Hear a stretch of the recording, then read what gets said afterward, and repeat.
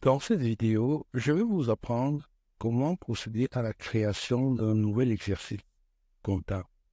Alors, lorsque vous avez terminé les saisies et que vous voulez vous faire de passer à un exercice suivant, vous venez au menu Traitement, fin d'exercice, nouvel exercice. Je recommence, ainsi je suis allé très vite. Menu Traitement, fin d'exercice, nouvel exercice. On a cet assistant, l'assistant de création d'un nouvel exercice. Alors, vous voyez ici, en cliquant là, on a la possibilité de créer un exercice antérieur. On a la possibilité de créer un nouvel exercice sans générer les reports. Comme pas de reports, c'est des reports à nouveau. Ça veut dire, vous savez ce que c'est qu'un report à nouveau, je pense, donc. Une sorte de clôture de l'exercice précédent et on génère les à nouveau pour l'exercice suivant. Dans les soldes des comptes, c'est ceux-là qui sont repris dans l'exercice suivant et non les opérations.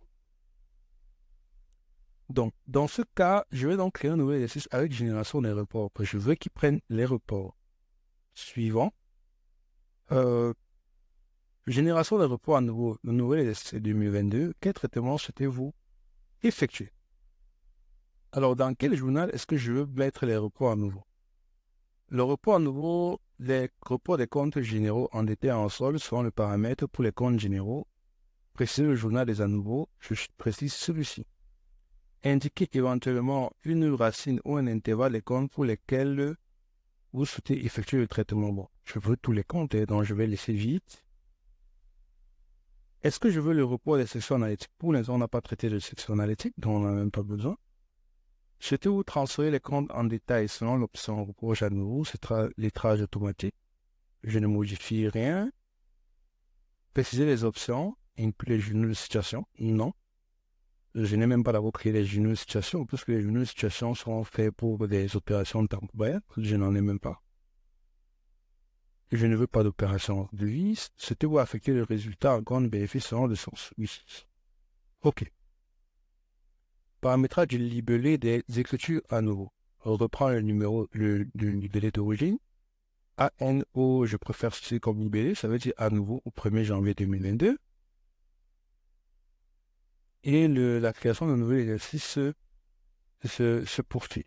Donc là, on va attendre que le traitement soit en cours. Bon, vous savez, le traitement peut prendre plus ou moins de temps en fonction du nombre d'opérations que vous avez sur le fichier de comptabilité. Parce que si vous avez beaucoup d'opérations, ça va prendre aussi beaucoup de temps pour la création du nouvel exercice.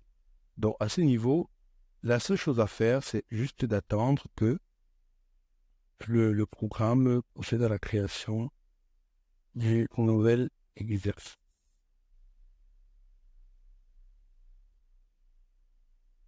Bon, là, on attend. Comme je vous l'ai dit, ça peut prendre du temps.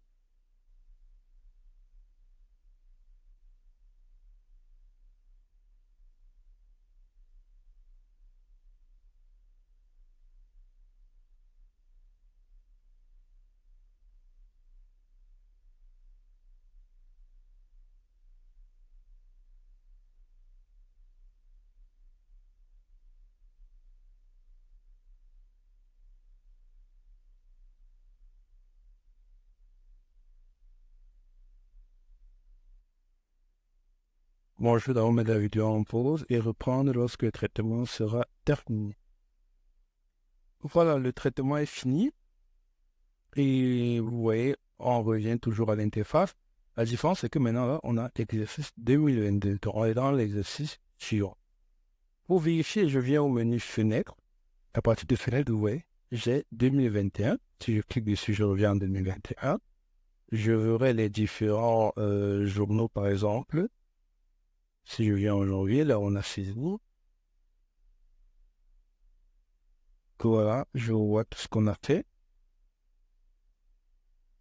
Et je peux donc balancer ou bien revenir en 2022. Et là, vous verrez que on n'a aucune saisie. Oh, les reports à nouveau. Oh, un journal de report à nouveau, oui. Donc, il a reporté. Il a reporté euh, les soldes des différents comptes qui avaient été utilisés. Solde fournisseur, solde client, les pop, pop, pop, pop, pop. Il a mis la différence comme résultat là. Solde de la caisse, solde de la banque, TVA est non déclaré. Voilà, vous avez donc vu comment procéder à la création d'un nouvel exercice dans cette vidéo.